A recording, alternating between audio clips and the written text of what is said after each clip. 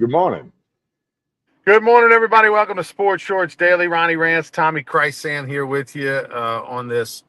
What are we? Friday, Thursday. Thursday. Thursday. Jeez, yeah, we didn't do yesterday because TK had something going on. We got a little Thursday, Friday edition of Sports Shorts Daily that's going to be happening. I hope everybody's having a good one. TK over at Tremonti's Meat and Seafood. Rarely we're over there on a Thursday, TK. So what is the lunch special on a Thursday? Because we know Wednesday's hamburgers and fries. They're So famous Tremonti's hamburgers that you can get at Baton Rouge Rougarou games. What's Thursday? it's jambalaya for lunch. They've done that every Thursday here for a long time.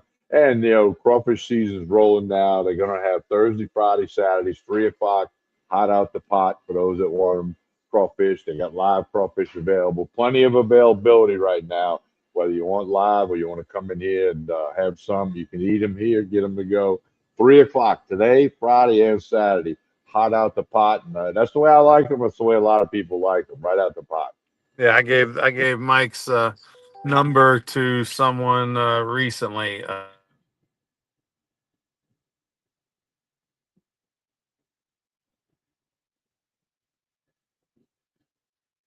Again, I'll remind you, 3 o'clock Thursday, Friday, and Saturday. Hey, Boiled so crawfish right out the pot. Yeah, go ahead. We lost you for a second. Go ahead. so TK, let's talk a little bit about LSU baseball. Last night they went over to Lafayette. Things did not change. More of the same for the Tigers. Um, they lost the game 7-2. By the way, the last time LSU went to Lafayette to play was 2021. Paul Maneri's last year. They got beat 11-2 in that game. And the time before that was 2019. They got beat 6-5. So LSU's 0-3, or maybe even 0-4 in their last 3-4 trips over to Lafayette. Couple of things. One, congrats to the Cajuns. They've won winners of 10 of their last 11 games, and they are a scrappy team that really, I don't love offensively, but they have a grit about them, and they're finding a way to win. And so that's going to bode well. And they had great atmosphere last night. People always forget that there are over 300 Division One baseball teams, I think, around the country, something Yeah, like that. 305, something like that. The Raging Cajuns are top 20 in the country as far as attendance, and they were top 10 in the country in attendance the first 2 or 3 years that their stadium got sort of redone. I don't know, a handful of years ago or so. Uh, so two teams in the top 20 in the country are an hour apart from each other. Obviously, LSU's number one. But don't sleep on the Raging Cajuns. LSU kind of sucks up all the oxygen in the college baseball air in Louisiana, but you have literally the second best program in the state. As far as attendance and game day and facilities, it was pretty special last night. Over 5,000 in attendance. All right, Tommy. Alarm buttons, concern, hit the whammy, whatever. I mean, this is 6 games in a row going back to last Tuesday, 8 in the last 8 days, 6 games in a row that LSU has not looked good. And they had the first 8 games, they go 8-0. They're hitting 368 as a team. We're talking about this, this team is living up to the number one in the country hype and all that stuff. The last 6 games, this isn't a top 20 team. No, they don't look like a team that's going to Omaha. A lot of issues. It's tough to figure out. Jay Johnson says he's going to take more of a hands-on approach to the hitting. He blamed the schedule a little bit, that he made a poor schedule with those Monday games and everything. He didn't allow his team the best chance to succeed. That's a video on WAFB. So, it's not what anybody wants to see. It's not what Jay Johnson wants to see. But my opinion, okay, and you and I have been known to have a little bit of baseball knowledge. I think these guys are picking pitches at the plate, even with 2 strikes. And I just don't know that you can do that because everybody's got a book on everybody. They know what you can hit and what you can't hit. I think they're looking for a certain pitch, picking pitches. If they're not getting it, they're taking it, or they're making a bad swing or a late swing. That's my 2 cents worth. And certainly, a lot of people know a lot more hitting than hitting about me. But as a pitcher, you always try to think like a hitter. I just think and now the pressure's there. They're pressing a little bit. Okay, we're not hit. We're losing to McNeese by a big number. We're losing the other night by a big number. We down to the Raging Cajuns, and at LSU, you kind of thought, okay, they're in striking distance, maybe they can do it. But Sawyer Pruitt, the big guy from Live Oak, he just did not allow anything to happen for LSU on the tail end of the game to give them that chance to chip away or sneak back in. And it was a great win for the Raging Cajuns. 9 out of 10 is that right now. So Matt Deggs continues to do a good job. And, big crowd on a Wednesday night, which you expected. But LSU's got a lot of things to go to the drawing board on. Congratulations to Sawyer Pruitt, 6'7" freshman righty out of Live Oak High School in Baton Rouge, the suburb of Baton Rouge in Denham Springs. Uh, he signed with the Baton Rouge Rougarou in the fall. We'll I never didn't see him, know that. Tom. Yeah, we'll never see Oh, him. no, you got to get him for a little bit. Come on, We'll man. never see him. He's thrown 19 and 2/3 innings this year. Hadn't given up an earned run. He is going to pitch too many innings, and he will never be allowed to throw this summer. That is a fact, Jack. That they'll shut him down, as everybody shuts down pitchers that throw usually over 50 innings, or pitchers they're trying to hide from other people's. Because Sawyer Pruitt will definitely be is he going to come back or is he going to go in the transportal kind of story? Unfortunately, in this day and age. But Tommy, yeah, he was outstanding. He pitched the last 4 innings, didn't give up anything. Uh, it's There's a lot of things going on, but the idea that Jay Johnson is blaming playing 4 games on a weekend instead of 3 as a possible reason for this demise that's silly.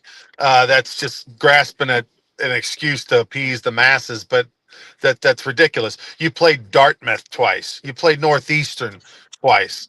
The week before you played Milwaukee and Kent State, I believe. Like, come on, man. What are we talking about here? You got Sacramento State coming in this week, who's 3-9. It's been a long time since Jerry Weinstein was the coach at Sacramento State, the legendary coach who got inducted into the College Baseball Hall of Fame when Sacramento State used to be really good before they went D1, really. And so, yeah, they're 3-9. They play in the WAC. They've got a nice name. If you know baseball, in the 80s, 90s, 2000s, at their level, they were good. But this is just bad. I mean, it goes back to last Tuesday against against McNeese. They haven't been playing well. So I don't know that he knows what it is, because the idea that Jay Johnson now, 8 days later, is going to get more hands on. That dude's been hands on from the get go. Jay Johnson's always been hands on. He chewed him out on Sunday night for 30 minutes after the game. Gave him a good Skip Bertman chewing after the game. That didn't affect Monday, didn't affect Wednesday. So he's been trying things. It's not like all of a sudden he's now trying things. There's been a sense of urgency since. I don't think anybody can put their finger on what's going on. This is unprecedented, uncharted territory. But it also is in line, Tommy, with the brand in the last few years of winning national championships. Ole Miss, Mississippi State, they didn't even make the postseason a year after they won the national championship. And that was just 4 and 5 years ago. LSU baseball didn't make a super regional the year after they won the national championship. So there are plenty of examples of things. There are plenty. Hang on a sec. I can't. I'm on this thing. I can't. Hang on. So there are plenty of I got somebody coming up to me here when I'm on the phone. There's plenty of examples of of reasons why LSU is not relative. Well, in 2024, which was after a national championship, I think they were 3-12 at one point in SEC play. They had a bad stretch, And you made the point earlier this week on Sports Shows Daily. It's one thing if you have a bad game, or we all know that Alabama beat LSU 28-2 on a Saturday, and LSU beat them the next day back in Doug Thompson's days. So, but you made the point. If it's a game or a game and a half or a bad stretch. But this is a problem because it's 5-6 games if you include McNeese game when they had a few hits but didn't win the game. So it's something that's got to be addressed, and I think a lot of it is player accountability. You got to be better when they hit you the ground ball, or when you're making the throw to first, or when you're at the plate. Get rid of those picking pitches if that's what's happening. and see the ball, hit it hard somewhere, and you're gonna end up being all right. So we'll see. Might be just what the doctor ordered Sacramento State. Now, if they struggle against Sacramento State, we all know they go to Vanderbilt the following weekend to get SEC play going. So it'll be an interesting weekend. Should be 3 wins, and I think it will be 3 wins. But it's how they win and if they, how they perform on the mound, in the field, and at the plate is going to be something to watch to see if something can change. The biggest thing is, yeah, I think they'll win this weekend because they're going to have dominant pitching, right? They're going to have their best frontline pitching. It just continues to amaze me, Tommy, that LSU isn't more dominant on the mound outside of the one, the obvious options. Like even last night, I mean, you got Connor Benj throwing 96 miles an hour. You got Maverick Rizzi, 6'9", throwing 96 miles an hour. You got Fontenot from Lafayette throwing 96 miles an hour. Like how I would have probably, no disrespect to my mom that's watching, this video from the beach in Florida, but I might have pushed her down a flight of steps to be able to throw 96 miles an hour. I hope she would have been okay and would have picked her up real quick. But I'm just saying that, like I'd have done a lot of things to be able to throw 96 miles an hour, including maybe a Mark McGuire needle in the butt if I'd have known that would have made a difference.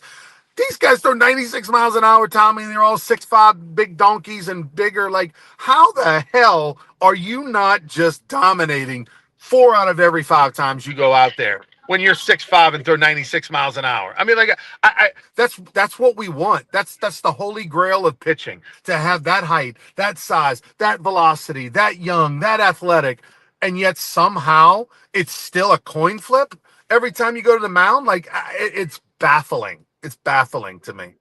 It's up between the ears. It's in the brain. Baseball's a tough game to play. It's a hard game to play. And when things aren't going well, you make it more difficult on each person, which makes it difficult collectively. And then the coaching staff's like, which button do we push? How do we do? Do we do this? Do we do that? And right now, that's where LSU baseball is. And look, I'll say this, Tom. I am definitely not the old get off my lawn guy from a standpoint of baseball is better now than it was 10 years ago, than 20 years ago, than 30 years ago, to 40 years ago. These guys are better than when we played. You played, I played, Buzzy Heidel played. The fact that UL Lafayette can get its foot down and they go up there, as a collective group and are turning around from 96. They couldn't do that when I played. Like they couldn't have done that when you played. Like Coach Bertman used to joke and say, while we're waiting to throw 95, you got to pitch and throw the ball on each side of the plate. But if you can throw 95 every pitch, we're just going to throw it right down the middle. Well, you can't just throw it right down the middle now. These guys are too good. The technology's too good. The training's too good. They're used to seeing it. They can visualize it. They can see pitching machines and all kind of computers that simulate it and all that. And they now are they're just so much better than they were years ago. Well, and again, it's the oldest thing. Just if you can throw the fastball, just challenge them, challenge the guys.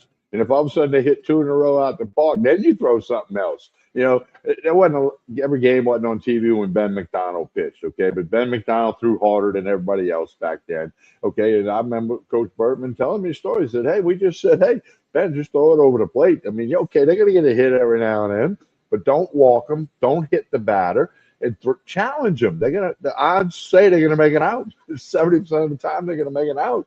Throw it over the plate, challenge them. And the other thing I do not understand, and I really want to, maybe I'll talk to Jay because I want to understand the analytics. Maybe things have changed. Nowadays, Tommy, they have analytics for everything. They have percentages for everything. They have tendencies for everything. There's a lot more data, right? Like in the NFL, for example, they have the when to go for 2, when not go for 2, when to go for it on 4th down, when not to go for it on 4th down. And they have all these analytics and these, and they, over the last 30 years, this is what happened. And, so they're able to make a wiser decision, right? the thing that I don't understand in baseball, and it's been going on for a while. This isn't a Jay Johnson thing. It's not an LSU thing. This is a baseball thing, and college baseball in particular. And I noticed it even during the Palmineri era. But Palmineri had some built-up things when he was at UNO his senior year. Ron Maestri made him take till he had 2 strikes most of his at bats, and he was always bitter about that, and blah blah blah blah blah. And so he never liked to give the take to hitters. That was just a personal thing. But I do not understand when you are down 5 runs, like LSU's down 7-2 in the 8th, ninth, how you're not taking till you get a strike, at least in the last inning. I don't understand the analytics of that. They are swinging first when they want. There's no difference between being up 7-2 or down 7-2. And I don't understand that. Maybe they have data that shows I'm wrong, and that for 150 years when baseball was played that way, when if we're down more than a run in the 9th inning, we're till we get 2 strikes. Like that was just the standard way you played baseball forever. Wait until you get a guy at the plate that can tie the game with one swing of the bat, that has the ability to. If Tommy Krysan's up at the plate in the bottom of the 9th, he's not going to swing on the first pitch because they can't hit it out. But if Tommy White is up at the plate in the bottom of the 9th, yeah, okay, we'll let him. That's how baseball was played for 150 years, and now it's not.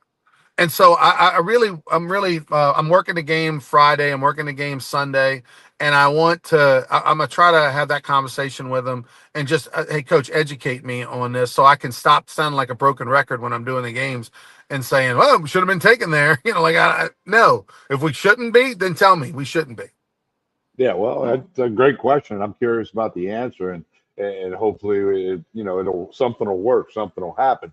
I mean, I don't think this is a bad baseball team. I think they're playing bad baseball right now.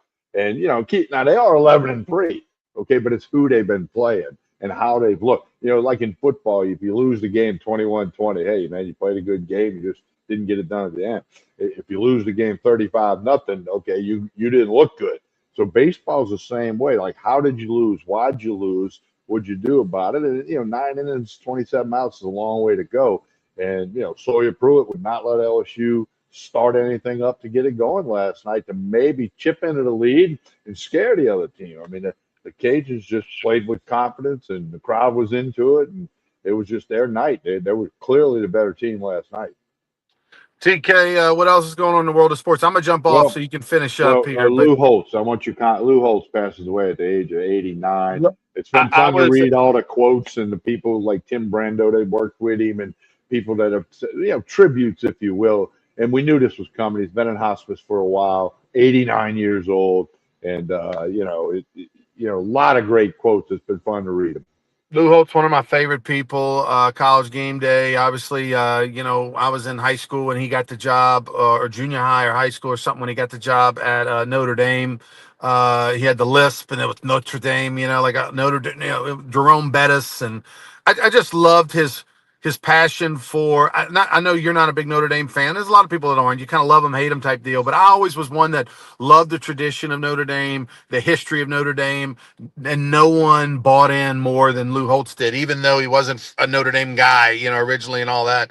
But the fact that when you think Notre Dame football, regardless of before or after, he's one of those iconic figures in Notre Dame football. And then he went on to have a great TV career, and he did some great things at South Carolina, and just a wonderful guy. There's no one who has anything bad to say about Lou Holtz. Tremendous storyteller, tremendous personality, tremendous love of life and passion for his family and his schools.